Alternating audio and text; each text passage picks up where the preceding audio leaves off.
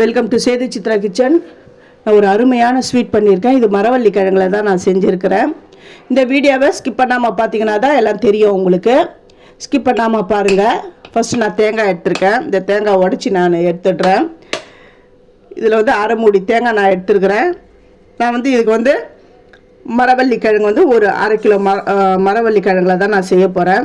அதுக்கு பாதி தேங்காய் நான் உடச்சி எடுத்துட்டேன். ஃபஸ்ட்டு இந்த தேங்காவை உடச்சிட்டு அதில் இருக்கிற ஃப்ளஷ் பார்ட்லாம் எடுத்து அந்த பின்னாடி பிளாக்காக இருக்குது பாருங்கள், அதெல்லாம் ரிமூவ் பண்ணிவிடுங்க.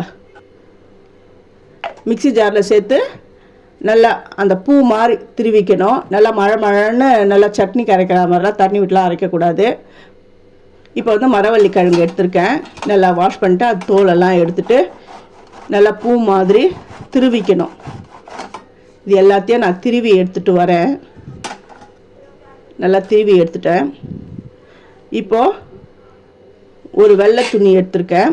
நீங்கள் ஒரு காட்டன் துணி எது இருந்தாலும் அது எடுத்துக்கோங்க. எடுத்துகிட்டு இந்த மரவள்ளி திருவலை அதில் சேர்த்துடுங்க. கொஞ்சம் கொஞ்சமாக சேர்த்து நல்லா பிழிஞ்சு அந்த பாலெல்லாம் அப்படியே பிழிஞ்சு எடுத்துடணும்.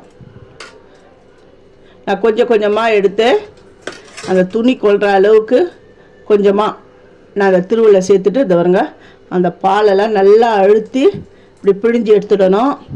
இந்த பால் வந்து வேஸ்ட் பண்ண தேவையில்லை. இதில் அல்வா கூட இந்த பால் நிறையா நீங்கள் வந்து நிறைய மரவள்ளி கிழங்க நல்லா திருவி செஞ்சிங்கன்னா பால் நிறைய வரும். அதில் வந்து நீங்கள் வந்து அல்வா கூட படலாம், அவ்வளோ டேஸ்ட்டாக இருக்கும்.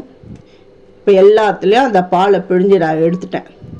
இப்போ நான் அரை மூடி தேங்காவை நான் திருவி வச்சுருந்தேன் இல்லையா ஜாரில், அதை இதில் நான் சேர்க்குறேன். ஃபஸ்ட்டு என்னுடைய வீடியோவை பார்க்குறவங்க சப்ஸ்கிரைப் பண்ணலைன்னா சப்ஸ்கிரைப் பண்ணுங்கள். ஆல் அண்ட் ஆப்ஷன் தொடுங்க. அப்போ தான் நான் போகிற ஒரு வீடியோவுடைய நோட்டிஃபிகேஷனும் உங்களுக்கு காட்டும், உங்களுக்கும் யூஸ்ஃபுல்லாக இருக்கும். ஏலக்காவை தட்டி வச்சுருந்தா அந்த ஏலக்காவையும் இதில் சேர்த்துட்டேன். நாட்டு சர்க்கரை இல்லை வெள்ளை சர்க்கரை இருந்தாலும் சேர்த்துக்கோங்க. வெல்லம் இருந்தாலும் அதை நல்லா திருவிட்டு அதையும் இது சேர்த்துக்கலாம். நீங்கள் எந்த அளவுக்கு மரவள்ளி கிழங்கு எடுக்கிறீங்களோ அந்த அளவுக்கு வந்து வெல்லம் சேர்த்துக்கோங்க. அதாவது ரொம்ப இனிப்பு வேணும் என்றவங்க எக்ஸ்ட்ரா கூட சேர்த்துக்கலாம், அவங்கவுங்க இஷ்டம்தான். இது இந்த வாழை இலை எடுத்திருக்கேன். இந்த வாழை இலையை வந்து நல்லா இந்த ஹீட்டில் வந்து அப்படி வாட்டி எடுத்துக்கோங்க. அப்போ தான் அது வந்து ரொம்ப அந்த கிழிச்செல்லாம் இருக்காது. கரெக்டாக நம்ம வந்து கட் பண்ணுறப்போ நல்லா ஷேப்பாக வரும். இப்போ ஒரு வாழை இலையில் அதை நம்ம கலந்து வச்சுக்கிற கலவையை இந்த இப்படி சேர்த்துக்கோங்க. இது எப்படி மடிச்சுக்கோங்க. வாழை இலையில் எப்படி கொழுக்கட்டை மடிக்கணும்ன்றதெல்லாம் ரொம்ப ஈஸி தான். பிறகு இப்படி ஒரு ஃபோல்டு, அப்புறம் அப்படி ஒரு ஃபோல்டு, அவ்வளோதான். அப்புறம் மேலே அப்படி மடக்கிக்கணும். இந்த கீழ்ப்பக்கமாக இந்த மாதிரி மடக்கி இந்த மாதிரி மடக்கி வச்சுக்கோங்க.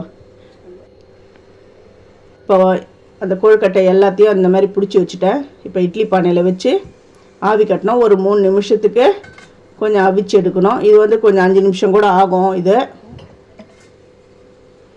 நல்லா வெந்துடுது. இப்போ பாருங்கள், இதை எடுத்து அதை உரித்து காட்டுறேன் பாருங்கள் எப்படி வந்திருக்கு பாருங்கள். சும்மா செம்ம, எவ்வளோ சான்ஸே இல்லை. நல்லா சூப்பராக வந்திருக்கு. இந்த ரெசிபியை நீங்கள் உங்கள் வீட்டில் செஞ்சு பாருங்கள். செஞ்சு பார்த்துட்டு எப்படி இருந்ததுன்னு எனக்கு கமெண்ட் பண்ணுங்கள். இதை நான் வந்து சாப்பிட்டும் காட்டுறேன். சான்ஸே இல்லை, செமையாக இருக்குது. தேங்க்யூ.